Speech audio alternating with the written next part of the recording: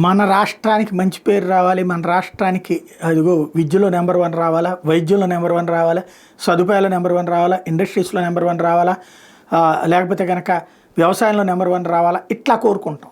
కానీ దీంట్లో నెంబర్ 1 రావాలని కోరుకోం, కానీ వస్తుంది.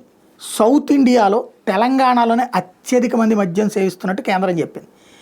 రాజ్యసభలో మంత్రి అనుప్రియా పటేల్ ఒక ప్రశ్నకి సమాధానంగా చెప్పుకొచ్చింది. దేశంలో తెలుగు రాష్ట్రాల్లో మద్యం తాగే వారి సంఖ్య తగ్గిందట, దేశంలో కానీ తెలుగు రాష్ట్రాలు కానీ. 2015-16 జాతీయ కుటుంబ ఆరోగ్య సర్వే 4 ప్రకారం ఆంధ్రప్రదేశ్లో 34.9% మంది, తెలంగాణలో 53.8% మంది పురుషులు మద్యం సేవించేవాళ్ళట. అదే 2019-21 నాటికి ఇది ఆంధ్రాలో 31.2% తగ్గితే తెలంగాణలో 50% పడిపోయింది. ఇక్కడే అసలు లాజిక్ ఉంది. ఆంధ్రప్రదేశ్లో అప్పట్లో రేవంత్ రెడ్డి జగన్మోహన్ రెడ్డి హయాంలో ఈ రేట్లు పెంచేటప్పటికి తాగే వాళ్ళ సంఖ్య తగ్గింది అన్నానికి సాక్ష్యం. అంతకుముందు చంద్రబాబు టైంలో 2015-16 నాటికి 34.9% మంది తాగితే 31.2% పడిపోవడం.